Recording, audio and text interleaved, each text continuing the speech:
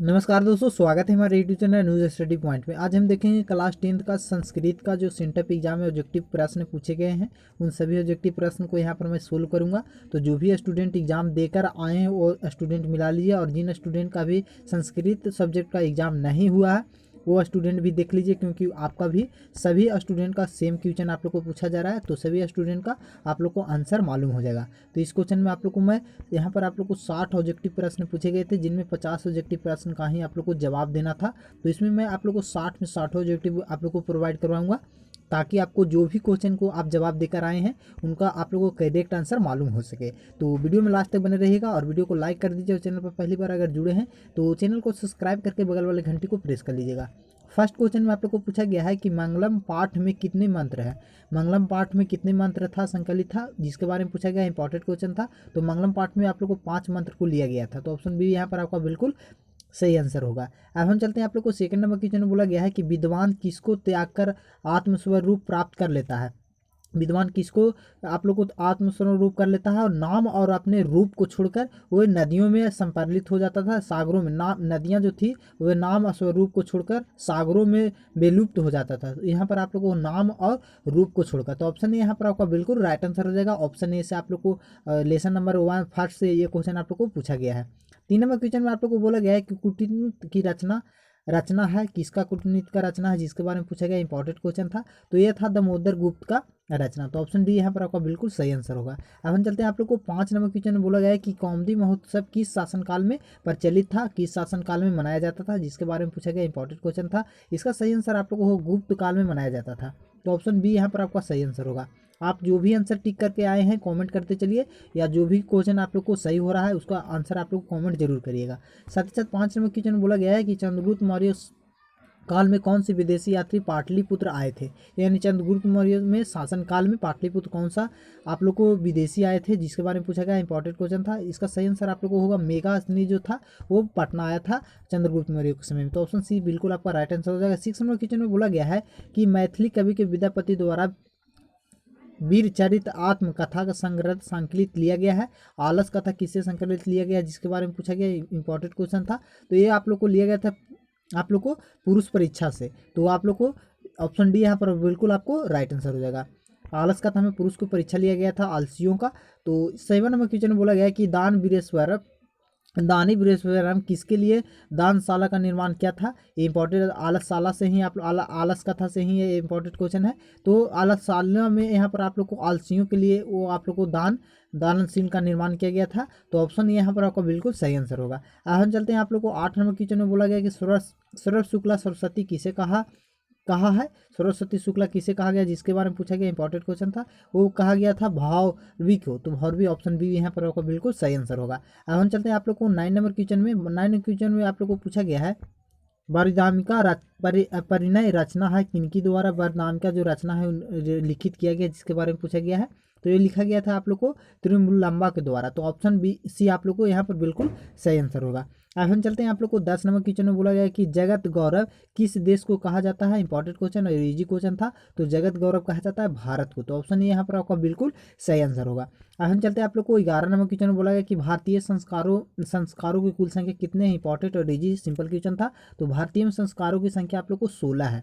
संस्कार में लेसन में आप लोग को पढ़ना है। तो ऑप्शन यहाँ पर आपका बिल्कुल सही आंसर होगा। अब हम चलते हैं, आप लोग को 12 नंबर क्वेश्चन में बोला गया है कि पुष्पन संस्कार कब होता है। पुष्पन संस्कार कब होता है, जिसके बारे में पूछा गया है, इंपॉर्टेंट क्वेश्चन है।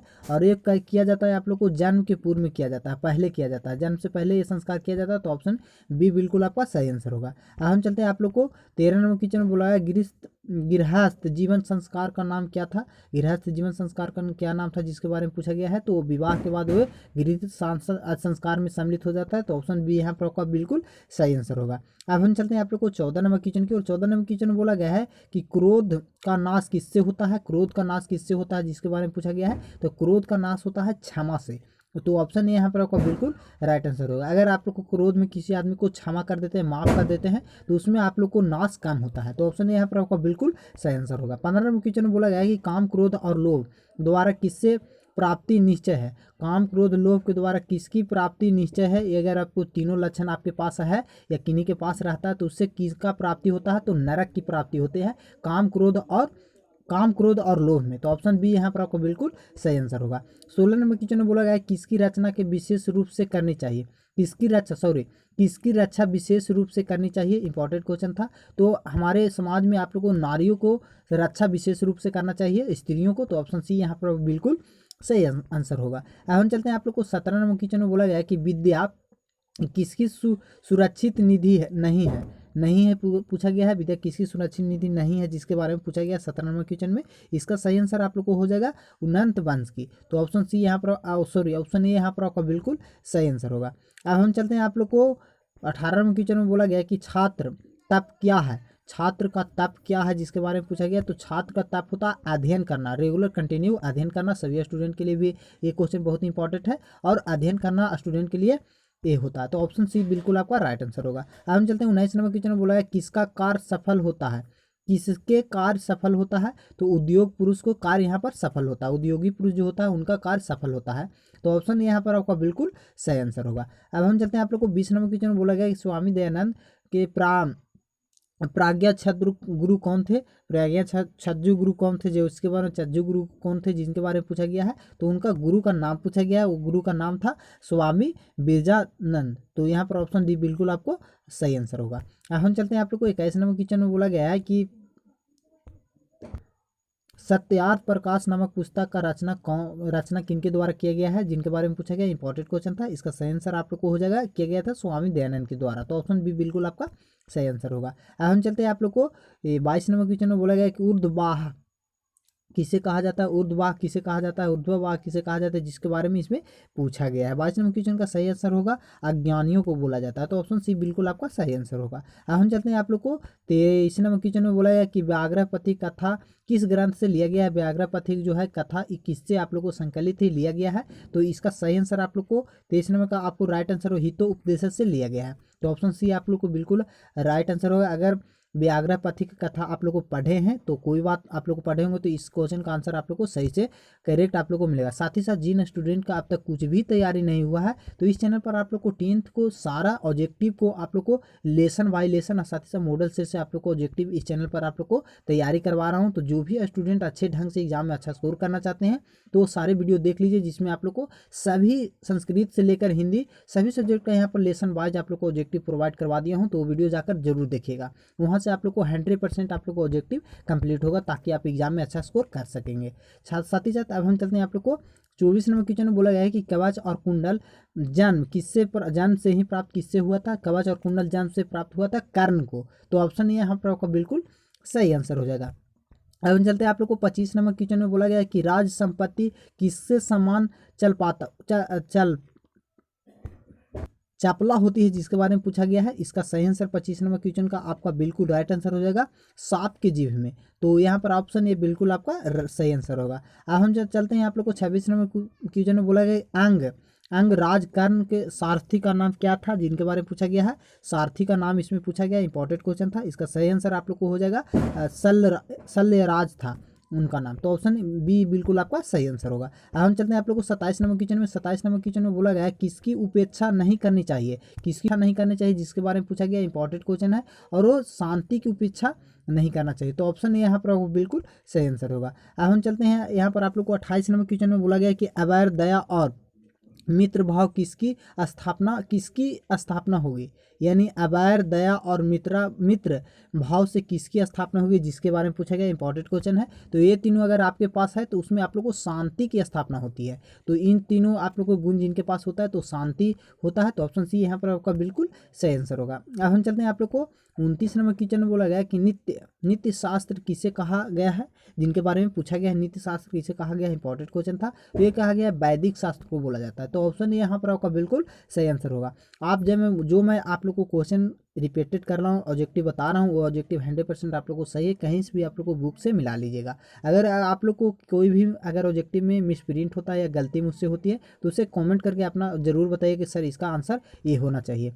तो अब हम चलते हैं आप लोग को 30 नंबर क्वेश्चन में। 30 नंबर क्वेश्चन में बोला गया है कि अष्टाध्यायी का रचयिता कौन है, जिसके बारे में पूछा गया। अष्टाध्यायी का रचयिता कौन है, इंपॉर्टेंट क्वेश्चन है। और इनका रचयिता है आप लोग को पनीर है, ऑप्शन सी बिल्कुल आपका राइट आंसर हो जाएगा। अब हम चलते हैं आप लोग को 31 नंबर क्वेश्चन में बोला गया है कि तलीन का संधि विच्छेद क्या होगा। ग्रामर से इंपॉर्टेंट क्वेश्चन आप लोग को आ गया, ग्रामर से ये पूछा गया है। तो तत् प्लस लीन होगा, ऑप्शन ए में जो दिया गया है, ऑप्शन ए बिल्कुल आपका सही आंसर होगा। तो ऑप्शन ए आप लोग टिक किए हैं तो बिल्कुल आपका सही आंसर होगा। अब यहाँ पर आप लोग को 32 नंबर फिर से आप लोग को सादा प्लस एप का संधि क्या होगी, यानी संधि आप लोग को दे दिया है। इससे संकुलित जो शब्द बनेगा, इन दोनों मिलकर शब्द को कौन सा शब्द मिलेगा, जिन मिलने के बाद जो कौन सा शब्द बनेगा, जिसके बारे में इसमें आप लोग को पूछा गया है। इसका सही आंसर सदैव होगा, ऑप्शन ए यहाँ पर बिल्कुल राइट आंसर हो जाएगा। अब हम चलते हैं आप लोग को 33 नंबर क्वेश्चन बोला गया उपेंद्र में कौन सी संधि है। उपेंद्र में कौन सी संधि है, इंपॉर्टेंट क्वेश्चन है और ऐसे क्वेश्चन आप लोग को बोर्ड में लमसम रिपीटेड किया जाता है। तो इसका सही आंसर आप लोग को हो जाएगा ये, इसमें कौन सा संधि है जिनके बारे में पूछा गया था, तो गुण संधि है।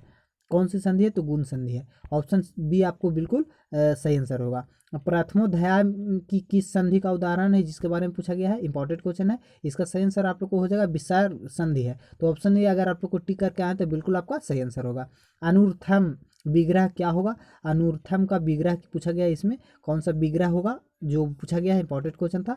इसका सही आंसर आप लोग को हो जाएगा रथ पश्चात होगा, ऑप्शन सी बिल्कुल आपका राइट आंसर होगा। अब हम चलते हैं आप लोग को 36 नंबर क्वेश्चन में बोला गया है कि विद्या प्लस आलय का सप्तम पद होगा। विद्या प्लस आलय का सप्तम पद क्या होगा जिसके बारे में समस्त पद पूछा गया है, समस्त पद पूछा गया है, यानी ये दोनों को मिलकर जो शब्द बनेगा कौन सा शब्द का निर्माण होगा जिसके बारे में पूछा गया है। तो इनका निर्माण होगा विद्यालय का, तो ऑप्शन ए यहाँ पर आपका बिल्कुल सही आंसर होगा। अब हम चलते हैं आप लोग को 37 नंबर क्वेश्चन में बोला गया है कि चंद्रमुखम किस समास का उदाहरण है। चंद्रमुखम में कौन सा समास है जिनके बारे में पूछा गया है, इंपॉर्टेंट क्वेश्चन है। इसका सही आंसर आप लोग को हो जाएगा कर्मधारय समास इसमें संकलित है, तो ऑप्शन ए बिल्कुल आपका सही आंसर होगा। अब हम चलते हैं आप लोग को 38 नंबर क्वेश्चन में बोला गया है कि सती में कौन सा समास है, सती में कौन सा समास है जिसके बारे में पूछा गया है, इंपॉर्टेंट क्वेश्चन है। और इसका सही आंसर आप लोग को हो जाएगा डिंगू, इसमें डिंगू समास है, तो ऑप्शन सी बिल्कुल आपका सही आंसर होगा। अब हम चलते हैं आप लोग को 39 नंबर क्वेश्चन में बोला है नाम योग्य चतुर्थी सूत्र का उदाहरण क्या है। ये आप लोग को ग्रामर से क्वेश्चन पूछा गया 39 का, तो ये इसका सही आंसर आप लोग को हो जाएगा श्री देवाय नमः, श्री देवाय नमः होता है, तो ऑप्शन सी आप लोग को सही आंसर हो जाएगा। अब हम चलते हैं आप लोग को 40 नंबर क्वेश्चन में, तो 40 नंबर क्वेश्चन में बोला गया है, यहाँ पर आप लोग को बोला गया है कि स्पृह धातु में योग किस विभक्ति का प्रयोग किया जाता है। इसमें जो प्रयोग किया गया है धातु में, कौन सा धातु का प्रयोग किया गया है, कैमी विभक्ति का प्रयोग किया गया है जिसमें आप लोग को पूछा गया है। और इसमें विभक्ति का प्रयोग किया गया है, पूछा गया है कि कौन सी विभक्ति लगाए इसमें। 40 का सही आंसर आप लोग को बिल्कुल राइट आंसर हो जाएगा, आप लोग को पंचमी विभक्ति लगाई गई है। अब हम चलते हैं आप लोग को 41 नंबर क्वेश्चन में बोला गया कि वृक्षस्य अधः एक पथिक आसित, यह रेखांकित पत्र कौन सी विभक्ति है, यानी जो रेखा में इसमें आपसे वृक्षस्य में किया गया है तो बालकस्य यानी षष्ठी विभक्ति इसमें आप लोग को है, तो इसका सही आंसर आप लोग को ऑप्शन बी होगा। और वृक्षस्य में पूछा गया है तो बालकस्य जो होता है जिस अनुसार से बालक के शब्द रूप चलता है उसी अनुसार से इसमें आप लोग को षष्ठी विभक्ति है। अब हम चलते हैं आप लोग को 42 नंबर क्वेश्चन में बोला गया है कि कारण का बोध शब्द में विभक्ति का प्रयोग होता है, इसका विभक्ति का प्रयोग हुआ है कारण में, जिसके बारे में पूछा गया है 42 नंबर में। ये आप लोग को इंपॉर्टेंट क्वेश्चन है और इसमें जो कारण में किया गया है वो प्रथमा विभक्ति का प्रयोग किया गया है, तो ऑप्शन ए आप लोग को बिल्कुल यहाँ पर राइट आंसर हो जाएगा। अब हम चलते हैं आप लोग को 43 नंबर क्वेश्चन में बोला गया कि परिसर शब्द किस उपसर्ग का प्रयोग किया गया है। परिसर शब्द में कौन सा आप लोग को उपसर्ग बोला गया है, किसमें किया गया है, तो इसमें आप लोग को किया गया है परि, तो ऑप्शन सी आप लोग को ऑप्शन ए यहाँ पर आपका बिल्कुल राइट आंसर हो जाएगा। अब हम चलते हैं आप लोग को 44 नंबर क्वेश्चन में बोला गया है कि वृक्षति पद में किस धातु का प्रयोग किया गया है जिसके बारे में पूछा गया है, इंपॉर्टेंट क्वेश्चन है। और इसका आप लोग को बिल्कुल राइट आंसर जो हो जाएगा, इसमें वृक्ष का प्रयोग किया गया है, तो ऑप्शन बी बिल्कुल आपका राइट आंसर हो जाएगा। अब हम चलते हैं आप लोग को 45 नंबर क्वेश्चन में। 45 नंबर क्वेश्चन में आप लोग को बोला गया है कि शीट धातु को लट लकार के प्रथम पुरुष का एक वचन का रूप क्या होगा जिसके बारे में पूछा गया था। लट लकार में आप लोग को पूछा गया है, तो इनमें से आप लोग को जो दिया गया है इस धातु का प्रयोग करने के बाद जो शब्द बनेगा इसमें कोई भी ऑप्शन में नहीं दिया गया, तो इसका सही आंसर ऑप्शन डी हो जाएगा। अब हम चलते हैं आप लोग को 46 नंबर क्वेश्चन में बोला गया है कि विद्या शब्द का सप्तमी का एक वचन क्या होगा जिसके बारे में पूछा गया, इंपॉर्टेंट क्वेश्चन था। और इसका सही आंसर आप लोग को यहाँ पर 46 नंबर क्वेश्चन का आपका बिल्कुल राइट आंसर हो जाएगा विधान आप लोग को हो जाएगा, तो ऑप्शन डी आपका बिल्कुल राइट आंसर हो जाएगा। अब हम चलते हैं आप लोग को 47 नंबर क्वेश्चन में बोला गया श्रीमती शब्द का मूल शब्द क्या है। श्रीमती का मूल शब्द यहाँ पर आप लोग को पूछा गया है, तो यहाँ पर आप लोग को श्रीमती का जो मूल शब्द है यहाँ पर ऑप्शन डी हो जाएगा। इनका मूल शब्द कोई इनमें नहीं दिया गया है, तो ऑप्शन डी बिल्कुल आपका सही आंसर हो जाएगा। अब हम चलते हैं आप लोग को 48 नंबर क्वेश्चन की ओर। 48 नंबर क्वेश्चन में बोला गया है कि कौवे शब्द की विभक्ति क्या है, कौवे में कौन सा शब्द लगा हुआ है जिसके बारे में पूछा गया है। तो इसमें आप लोग को लगा है षष्ठी विभक्ति, तो ऑप्शन सी आपको सॉरी सप्तमी विभक्ति आप लोग को लगा है, तो ऑप्शन ए यहाँ पर आपको बिल्कुल सही आंसर होगा। अब हम चलते हैं आप लोग को 49 नंबर क्वेश्चन की ओर। 49 नंबर क्वेश्चन में आप लोग को बोला गया है कि का प्लस तबियत में कौन सा शब्द बनेगा, तो ये बनेगा कितव्यम, तो ऑप्शन आप लोग को ये बिल्कुल आपका सही आंसर होगा। अब हम चलते हैं आप लोग को 50 नंबर क्वेश्चन की ओर। और 50 नंबर क्वेश्चन में आप लोग को बोला गया है कि पठितवती में कौन सा प्रत्यय है, इसके बारे में प्रत्यय के बारे में पूछा गया है, तो कतवतु प्रत्यय है, तो ऑप्शन यहाँ पर आपका बिल्कुल सही आंसर होगा। अब हम चलते हैं आप लोग को 51 नंबर क्वेश्चन में पश्यत में किस धातु का रूप है जिसके बारे में पूछा गया है, तो पस का है। आप लोग को पश्य में आप लोग